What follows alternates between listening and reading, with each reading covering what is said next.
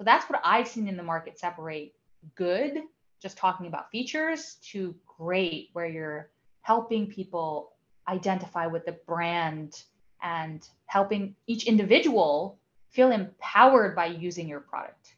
Hi, my name is Henry, and in this video, I'll be chatting with Diana about how PMMs can work with PMs. And make sure to watch till the very end because she'll share 3 things that you can do to build trust with a PM. Now sit back and enjoy. I'm Dianna. I was a product leader at Facebook and Stripe, having been there for a number of years, and then decided to turn full-time to becoming a product coach. So some of you guys have seen me on Facebook teaching people how to pass the product interviews, how to transition into one.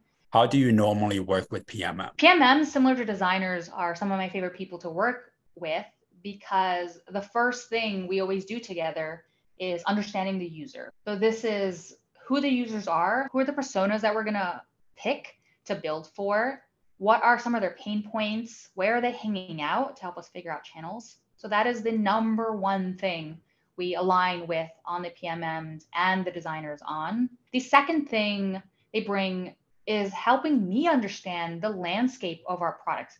So that's the market research, understanding competitors, and teaching me, wow, beyond what we're building in an ecosystem. The third is helping PMs understand channels, paid channels, unpaid channels. And this is what really gets to how we construct the strategy as well.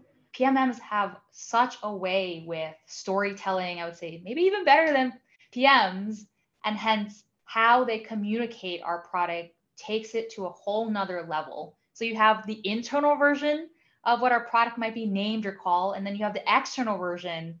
And sometimes you don't even recognize it as the same product. So those are some of the ways I work with PMMs. From your experience, what has been the biggest value add that you've gotten as a PM from PMMs?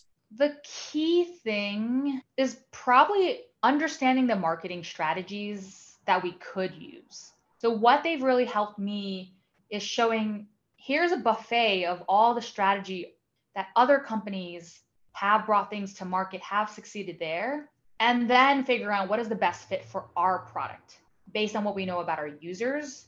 Versus if it was just the PM, we would build a product and say, oh, well, the product will speak for itself. That's what a lot of us think. And that's why we're so gung-ho about building the perfect product. They said first-time founders focus on building a great product. Second-time founders know to focus on distribution more than just building a great product. It's like maybe you can build some of the product halfway, but focusing on how you're going to get it to users, get them obsessed with it. And sometimes even figuring out the story before you have the product, the fake door test. I would say that's the biggest thing, bringing to light the different strategies and how they're going to fit. Can you share a few examples of where you worked with a really good PMM and what the outcome was? One product we had launched into the market was a small medium business product that I launched at Facebook. We launched this product in Brazil in partnership with another company that monopolized the market in what we were trying to sell.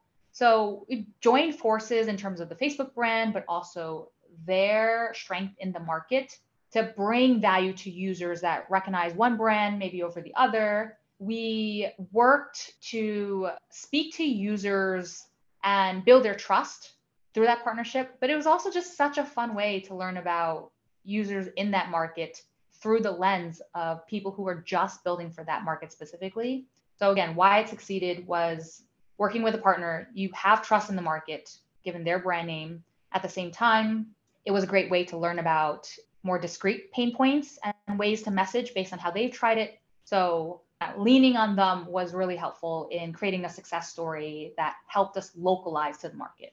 From your perspective, what has separated good PMMs from great PMMs? Good PMMs are focused on here are the features versus great PMMs elevate it.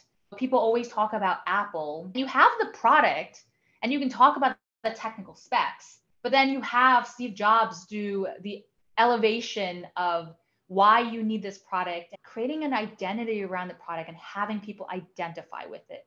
So that's what I've seen in the market separate good, just talking about features, to great, where you're helping people identify with the brand and helping each individual feel empowered by using your product. How can PMMs build trust with PMs, especially at the very beginning? The first thing is to learn about the users together versus sharing a bunch of flashy marketing strategies. There's PMs I've worked with before who were really inspired by certain growth tactics or how other companies did marketing. That was really cool.